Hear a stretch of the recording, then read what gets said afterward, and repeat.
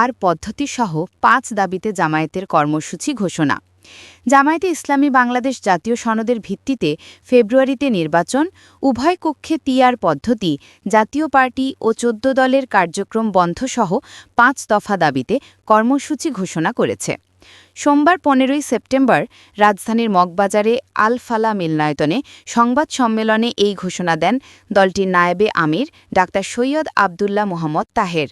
আগামী ১৮ই সেপ্টেম্বর ঢাকায় বিক্ষোভ ও সমাবেশ করবে বলে জানায় দলটি।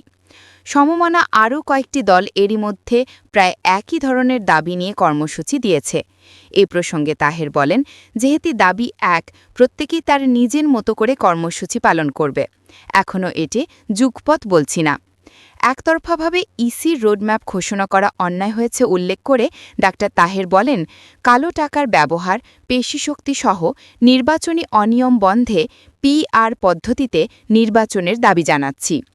আমরা লক্ষ্য করছি মানুষের দাবিকে গুরুত্ব দেওয়া হচ্ছে না, তাই গণ আন্দোলনের বিকল্প নেই। আমরা নির্বাচনে অংশগ্রহণ করব না একথা কখনো বলছি না, বরং আমরা বলছি আমাদের দাবি মেনে নির্বাচন আয়োজনের জন্য। আমরা জুলাই সনদের আইনি ভিত্তির ভিত্তিতে ফেব্রুয়ারিতে নির্বাচন দাবি জানাচ্ছি। তাহের বলেন, অন্য দলের দাবি যৌক্তিক হলে সেটা মানতে বলবো, আমাদেরটা যৌক্তিক হলে আমাদেরটা মানতে বলবো। যুক্তি ঠিক করবে কোনটা যৌক্তিক।